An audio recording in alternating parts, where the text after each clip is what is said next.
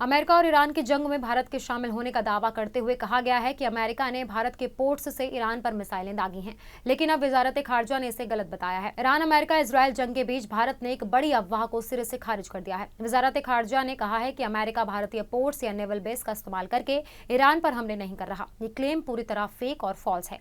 ये खबर एक अमेरिकी channel one America news network से शुरू हुई, जहां साबिक अमेरिकी आर्मी कर्नल डगलस मैकग्रेगर ने इंटरव्यू में कहा था कि अमेरिका के अपने बेस और हार्बर तबाह हो चुके हैं, इसीलिए अमेरिका का इन्हिसार अब भारतीय पोर्ट्स पर है। उन्होंने कहा, हमारे सभी ठिकाने तबाह हो गए हैं, हमारे बंदरगाह तबाह हो गए हैं, हमें भारत और भारतीय बंदरगाहों पर मुनहसर होना पड़ रहा है, जो आइडियल नहीं है। सफाई एमईए के फैक्ट चेक अकाउंट ने एक्स पर पोस्ट करके इसे बेसलेस बताया। पोस्ट में लिखा, फेक न्यूज अलर्ट। OAN जैसे अमेरिकी चैनल पर दावे हैं कि भारतीय बंदरगाहों का अमेरिकी नेवी इस्तेमाल कर रही है। ये खबर गलत है। हम ऐसी बेबुनियाद खबरों को खारिज करते हैं। भारत बार बार दोहरा रहा है कि वो इस जंग में किसी तरफ नहीं है। हम पूरी तरह न्यूट्रल हैं और किसी को अपनी जमीन, बंदरगाह या हवाई इलाके का इस्तेमाल नहीं करने देते। एमईए ने पहले भी कहा था कि बातचीत और सिफारत से ही तनाव कम होना चाहिए।